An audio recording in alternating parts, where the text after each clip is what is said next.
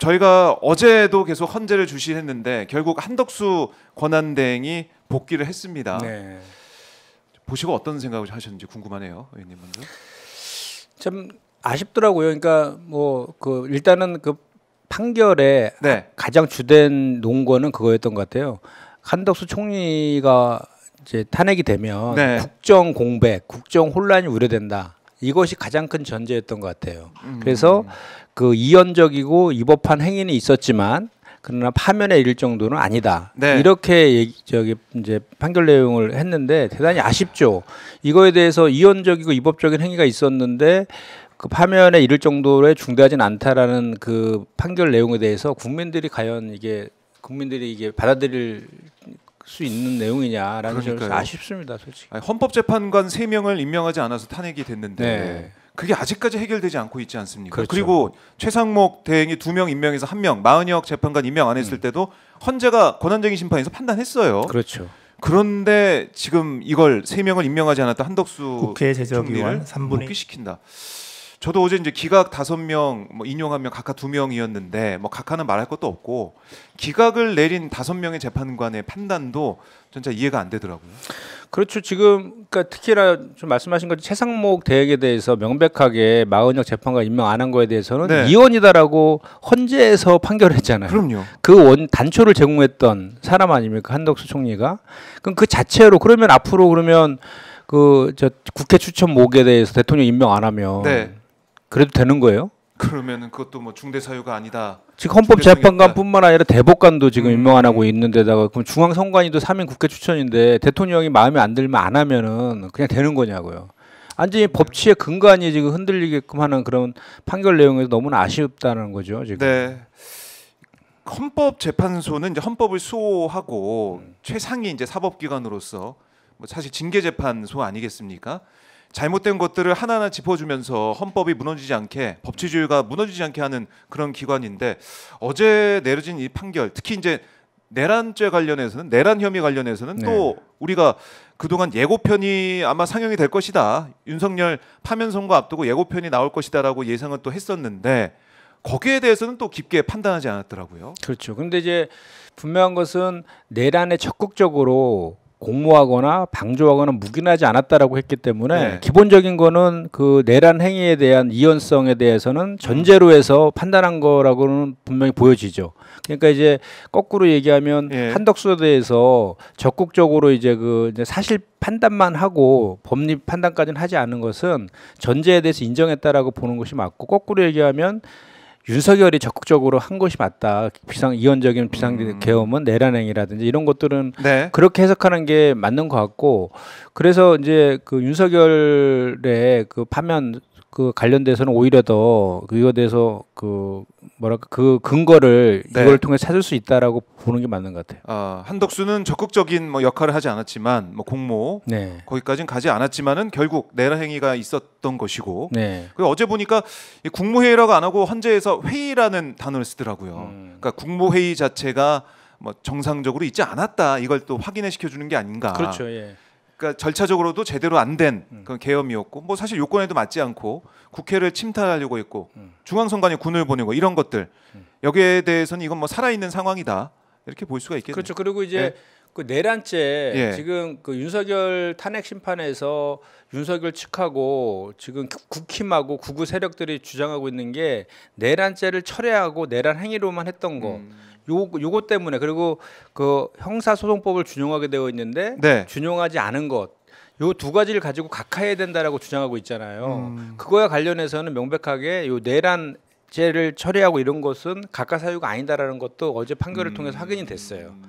그렇네요. 그 네. 얘기는 없었고 의결정족수 얘기를 좀 의결정족수만 했으니까. 가지고 각하했기 때문에 네. 정영식, 조한창 두 사람의 재판관이 각하 의견을 냈는데 네. 각하 의견을 낸 걸 보면서 어제 그러니까 국민의힘 의원들도 막 찾아가서 이거 각하해야 된다라고 얘기를 했는데 그 주장을 어쨌든 받아들인 재판관이 2명 있었다는 거.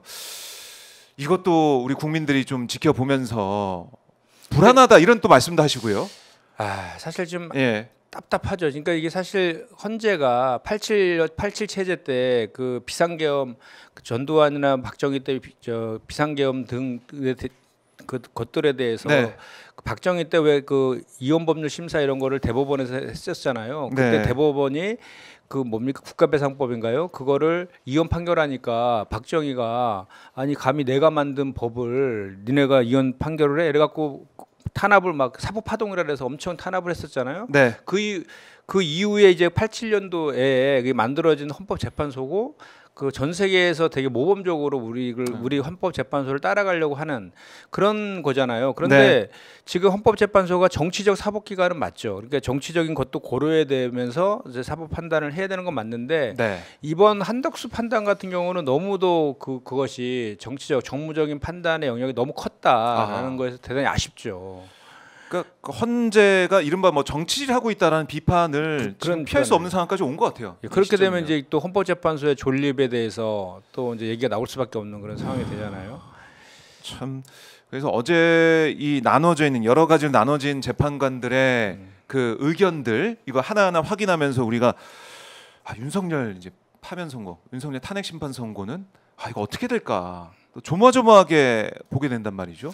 일단 이래야 될 것 같아요. 예. 일단은 그 한덕수는 이제 복귀를 했잖아요. 복귀를 했는데 거기에서 다수 의견으로 나왔던 마은영 임명하지 않은 것과 그 특검 추천을 네. 하지 않은 거에 대해서는 바로 해야 돼요. 안 하면 또 탄핵 사유가 되는 겁니다.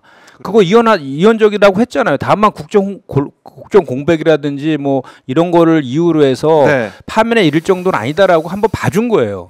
근데 그거를 이제 다시 임명하지 않으면 다시 탄핵 사유가 되는, 그때도 안 하면은 그때는 헌재가 그때는 다시 또 이거를 이렇게 기각하거나 이렇게는 하지 못할 것이다라고 저는 생각을 하고 일단은 한덕수에 대해서는 네. 그리고 이제 윤석열 탄핵 심판과 관련해서는 정말 이제는 이렇게 시간도 끌면 안 됩니다. 그 전에는 우리가 이런 이제 좋게 봐서 이런 해석들을 했었잖아요. 이게 윤석열을 기각이나 각하를 주장하는 극우 세력들의 목소리도 있고, 네. 또 윤석열 측에서의 강한 주장도 있고, 또 그 여당 국힘에서도 그렇게 막 주장하는 것들이 있어서 어쨌든 그 균형추를 좀 맞추려는 빌드업이었다. 그래서 앞에서 뭐 이렇게 다른 그 선입선출에 의해서 앞에 것도 먼저 좀 그 탄핵 선고를 하고 뭐 이런 과정들이 있었는데 이제 그 타이밍은 지난 것 같아요. 이미 지났잖아요. 이제 뭐 한덕수 같은 경우에는 접수 순으로 하면 선임선출에도 맞지도 않았고, 그렇죠. 뭐 물론 이제 변론 종교를 기준으로 해서는 먼저 이제 끝난 건 맞지만 어쨌든 이제 그 단계는 지났다. 그래서 지금부터는 윤석열 그 탄핵 선고와 관련해서 선고 기일을 늦게 잡는 것은 이건 뭐 정치적인 판단 때문에 그렇다라고 해석할 수밖에 없는 거죠. 그리고 어제 이제 한덕수 그 탄핵 그 선고와 관련해서 유추해 보면 네. 8명 중에 지금 어쨌든 5대 3이었던 거잖아요. 5대 3인데 그 3명이 지금 2명 각하 의견 낸 사람이랑 명확하게 이제 그 기각 의견을 낸 김복형 그 재판관이라든지 이 3명에 대해서는 대단히 보수적이다는 거는 이제 확인이 된 거 아닙니까? 예. 그래서 혹시나 이제 일각에서는 5대 3으로 지금 안에서 이렇게 하는 거 아니냐, 뭐 이런 이제 우려의 목소리도 있는 것 같은데, 제가 봤을 때는 이 그 아무리 그래도 이 전 국민이 다 목도한 그 개헌군의 국회 침탈과 선관위 침탈에 대해서는 절대로 이걸 기각 판결문을 쓸 수가 없다. 그렇기 때문에 저는 그 8대 0으로 여전히 그 파면 선고를 할 것이다라는 그 저 기대는 여전히 지금 갖고는 있지만. 그 3명의 의도가 이제는 뭐랄까 지연 전략 있죠. 지연 전략. 선고의 지연 전략과 이재명 대표의 그 항소심 선고와 맞물려 가지고 최대한의 지연을 시켜서 이제 뭐 그런 얘기도 있잖아요. 지금 대법원에서 3개월 안에 선고를 해야 되는 원칙은 있지만 그걸 더 땡겨서 중요한 사건 같은 경우 더 땡겨서 할 수도 있다 이런 얘기도 있지 않습니까? 그러게요. 그거와 맞물려서 뭐 거대한 무슨 그 흐름들이 형성되고 있지 않느냐라는 일각의 우려들. 그것이 만약 사실로 현실화 된다라면 그건 정말 큰일 날 일이거든요. 그렇기 때문에 지금은 이제 우리 저 더불어민주당뿐만 아니라 광장에 있는 모든 시민사회 제 세력들하고 야당 전체 야당들이 이제는 전방위적으로 이제 우리의 목소리들을 낼 그럴 시기가 아닌가라는 생각을 해봅니다. 그러니까 지금 헌재를 우리가 이제 매주 그냥 매일 사실 바라보면서 있는데 김태환님도 댓글 통해서 뭐라고 하셨냐면 헌법재판관이 법 지키세요. 국민들은 당신들이 마지막으로 생각합니다. 만일 법을 지키지 않으시면 그구들보다 더 험한 광화문 쪽 국민들 준법투쟁 나올 겁니다. 국민들은 경고하면서 명령합니다. 조속히 파면 선고하십시오. 이게 슈퍼챗 보내시면서까지 아, 이렇게 의견 주셨어요. 이게 국민들 마음이란 말이죠. 국민들 마음이고 헌재 부여된 그 역할, 헌법을 이 공무원이 어겼는지 안 어겼는지 그걸 보면서 판단을 내려야 되는 것이고, 계엄 당시에 우리가 봤던 모습, 그리고 지금 어제도 보도가 나왔지만은 윤석열이 2차 계엄을 그냥 하려고 했던 거 아닙니까? 합참 이 결심 지원실에서. 그러니까요. 너무나 명백하게 이제 또 하나가 나왔는데 네. 합참의 결심지원실에서 김용현을 꾸짖으면서 국회의원 먼저 저 잡으라고 하지 않았냐 이렇게 그러니까요. 꾸짖으면서 제2차 계엄할 수 있다라고 명백히 했어요. 그러니까, 법령직 막 찾아보면서. 예, 그러니까 더 이상 뭐 이 사람은 파면시키지 않으면 만약에 이게 만약에 기각되거나 각하되면 상상도 할 수 없는 거죠. 이제 비상계엄은 상시적으로 매년 한 번씩 할 수 있는 그런 권한을 대통령한테 줘버린 거예요.